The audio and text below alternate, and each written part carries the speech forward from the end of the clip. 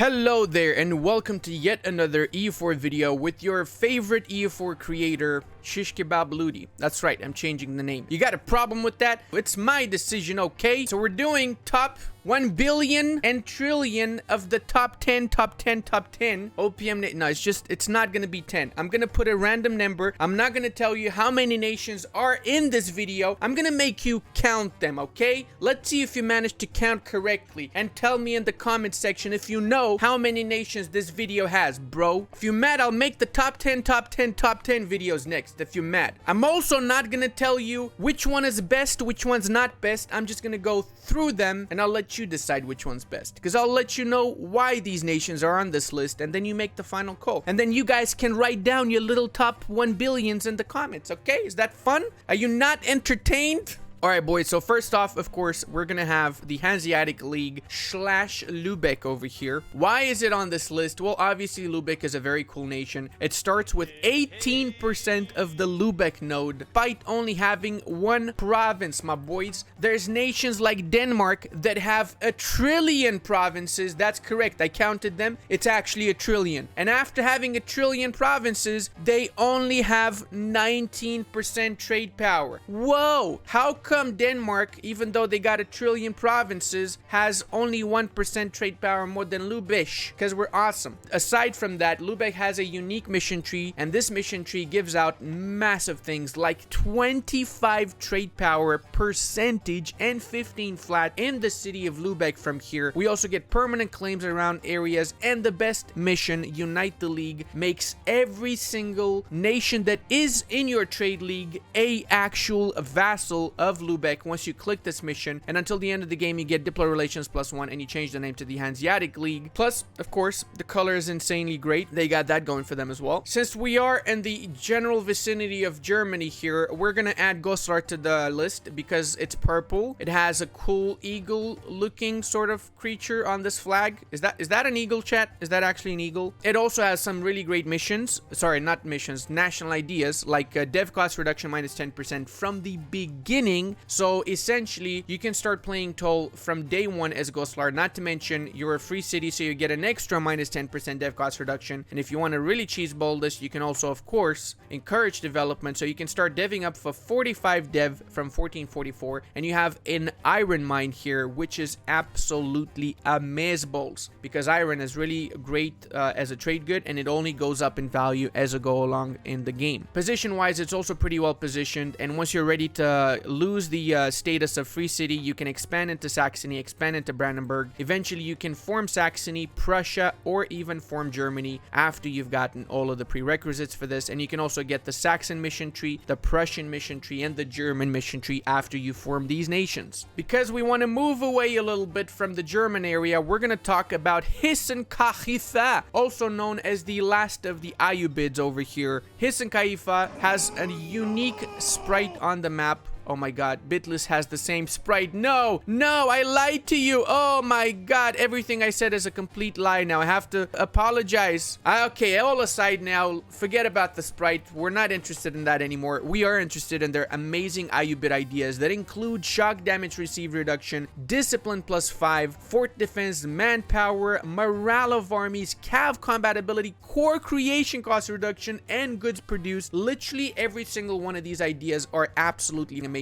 with the exception of this one. But it's okay to have one shit idea when the rest of them are absolutely glorious. Almost as glorious as the insane map color that Hessen-Kachifa bolsters over here uses to assert domination over its neighbors, essentially. That's what it does. It just glows yellow all around, and everybody around's like, oh my god, this is such a beautiful color. I love you, Hessen-Kachifa. Totally want to be annexed by you right now. Next up, we're gonna be doing the Ardabili. Okay, does Ardabil have a unique map sprite? Yes it does. Completely ignore the other guys that look the same, because this one has green tunic underneath the armor. Okay, nobody else got green under the armor. You see that? And once you form Persia, you get an even cooler, chattier map sprite. Forget about the map sprite though. You can, like I said, form Persia or the Mughals as Ardabil, because Ardabil is a cool nation that can form the Mughals, one of the few nations that can, despite not really being that close to the Mughals. It does not have a mission tree. You do get a little bit of a mission tree later on if you do form the Mughals or Persia. But one thing that does shine about Ardabil is their national ideas. Similar to Hiss and Kaifa, they got great military ideas, including national manpower, manpower recovery speed, morale of armies, cav combatability. But here's the kicker, right? You get the plus 10 morale of armies, and you also get 10% from the start morale of armies because you are a mysticist 100% nation. Of course, by the time you get your idea unlocked here, you likely will lose that, so you can just complement the two as you go along. Aside from that, Ardabil also has a unique achievement once you form Persia that I probably will show you guys in a future video. And you also are one of the few feudal theocracies at the start of the game, which means that you get extra missionaries, governing capacity, missionary strength, and you get this awesome interaction here. You get minus 20% dev cost reduction in your capital area, as well as one development randomly distributed around your capital area. You also can sanction holy war that gives you claims on your neighbors that are not of your religion, and you also can get construction cost minus 15%. That is essentially why in multiplayers, Persia / Ardabil is kind of a meta nation and one of the best nations to play as because of this dev cost reduction, construction cost reduction bonuses over here that absolutely make a massive difference. It essentially means even though you're in a mountain province, once you enact this bad boy over here, the 20% dev cost reduction, you actually can develop this mountain province for very, very little. Coming in from the Japanese islands is the nation of So. Totally not gonna repeat that ever again. So is a really cool nation. It starts off as one of the daimyos of the Japanese Ashikaga shogunate over here, but there's something about So that not many people know. You get an event that turns So into a pirate republic if they want to become one. You have the option of not doing that, of course, it's your choice. But you also get access to the default Japanese mission tree, which is pretty epic. And combining this with being a pirate republic, you have all the necessities to both unify the Japanese islands as well as crush Ming by raiding their coastline and getting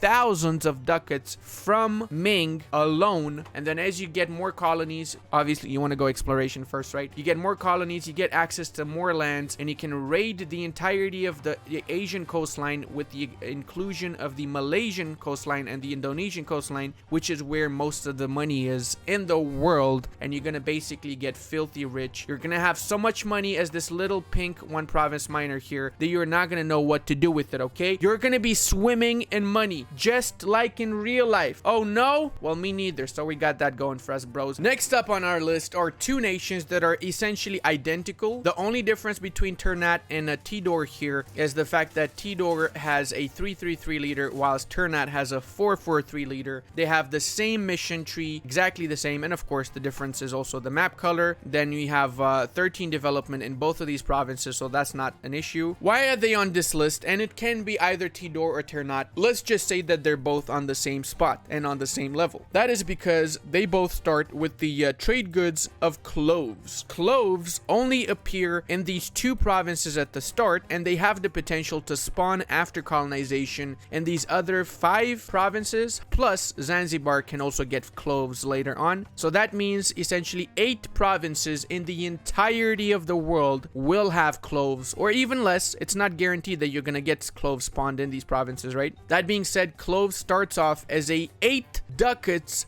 trade good. That is the highest amount of trade good imaginable. That is a huge amount of trade good. Not to mention it gives also local trade power. That is what it also gives, and eventually you can also get easily the goods produced modifier from being the trade leader of cloves. Having access to cloves early on and getting all of these islands means that you're going to be filthy rich, and if you go Tidor or Ternat, you have that mission tree that helps you to colonize the rest of these islands, so you don't even need to go exploration ideas, but I recommend that you do so you can have access to the rest of the world, so you can start your own colonial empire from this area, right? But aside from that, you do get to colonize from the Spice Must Flow mission all of these islands. First, you kill the other one. So if you are Ternat, you kill Tidor, or vice versa, and then you can get the first mission. After you've completed one colony, you get the second mission, third mission, fourth mission, and so on. That all of these missions let you colonize all of this stuff, and they even give you one colonist until the end of the game, and native uprise chance minus 50% with the until last mission enacted. You also get permanent claims around the Indonesian land, so you can start building your very own Indonesian empire, and there's a lot of other generic Indonesian missions here as well. That being said, they also start as animist nations, so that means if you have access to one totemist province, you can convert yourself to totemist. You don't need to have above 50% totemism. You just need to have one province and let the rebels start brewing up, and then you can just accept from the screen without even having to let them trigger or anything. You can become a totemist nation, one of the strongest religions in the game, very, very easily. You just need to colonize your way into the New World, all the way into Alaska and into the western part of the American continent. Up next is Zen Knights, one of the nations that is a relic of an age that has passed away in 1444. It's a long time ago that this age passed away. I'm talking about the Crusades, my boys. The Knights do start with one province in the island of Rhodes. They also get a core on Sugla, and via event here, if you improve relations with the owner of whoever owns Malta, it doesn't have to be Aragon, whoever owns Malta, you improve relations with them, you get an alliance, and then you can get the island of Malta bought from them for free. I don't think you pay for this though, right? No, I don't think you pay for it. They just give it to you, if I'm not mistaken. And you get a core and everything on it. So then the thing that everybody enjoys about the Knights is the fact that the Knights has the ability to raid coastlines. You can raid the coastlines, get ridiculously rich as these pirates, once crusading noblemen, turned into the life of the pirate, just like your average Eastern European game player, except that those guys were never nobles. They were always pirates from the moment they found out computers exist. Aside from that, the Knights have some unique achievements. Of course, they have this amazing mission tree that you get, and you also can restore the Kingdom of Jerusalem. All you need for that is just these 3 provinces owned and cored and stated. You can also form the French nation because the Knights are an Occitan country, so Occitan is their primary culture, even though they have no Occitan provinces. They only have Greek and Orthodox. You also can choose to become Greek Orthodox if you don't want to stay Occitan. It's your choice, obviously. If you know what you're doing, you can also easily expand in the Byzantine lands and cuck on over the Ottomans very early on. It's not easy though. I have a video on that. You can check it out in the description as well. We also have to talk about the greatest diplomatic mastermind in the EU4 universe. Okay, we're talking about Telja over here. Telja is an absolutely brilliant nation. It has some of the best diplomatic ideas. You start with +1 Diplo reputation and Diplo tech cost reduction. You also get Diplo annexation -15%, leader shock, diplomats +1, idea cost -10%, as well as some crappy ideas at the end over there. The Telja ideas are definitely heavily focused on diplomacy. They have their own achievement as well. They're pretty badly landlocked between the Austrians and the personal union member of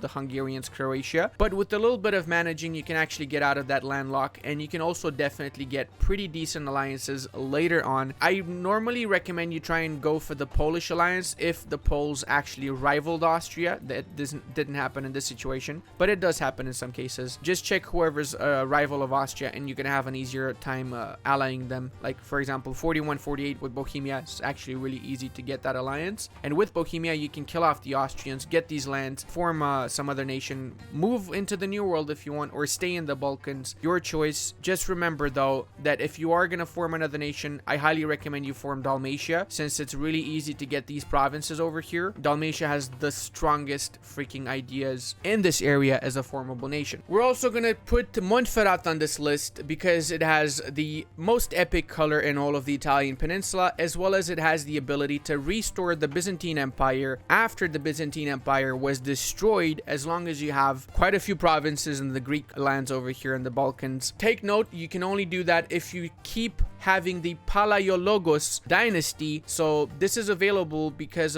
you do start as the Palaiologos, the same dynasty as the Byzantine emperors, right? That's kind of why they have the ability to restore the Byzantine Empire. Since we are next to Monferrato, we're also going to talk about Saluzzo. I also kind of feel like the flags are identical. They just changed the red with the blue. But why is Saluzzo on this list? Well, Saluzzo, despite being trapped by Savoy, it has the best ideas in the game at the start. start, in my personal opinion, as a non-formable nation, the best idea set out of all non-horde ideas. That's because they get infantry combat ability, aggressive expansion minus 15% from the start, and remember, they start in one of the worst areas for expanding because of the aggressive expansion, so this really helps massively. You also get core creation cost reduction, trade power in a province. You also get goods produced, morale of armies, movement speed for your armies, trade steering, missionary strength, and the shittiest one is the national ideas. But yeah, everything else except the national tax is absolutely amazing. Everything absolutely brilliant mission tree, a really unique nation to be playing as. There's so many other nations I want to talk about, but I'm gonna finish this off with the Dithmarschen, the place where the revolution really started in EU4 at least. Dithmarschen has a little bit of a role play with communism, let's say in between brackets here,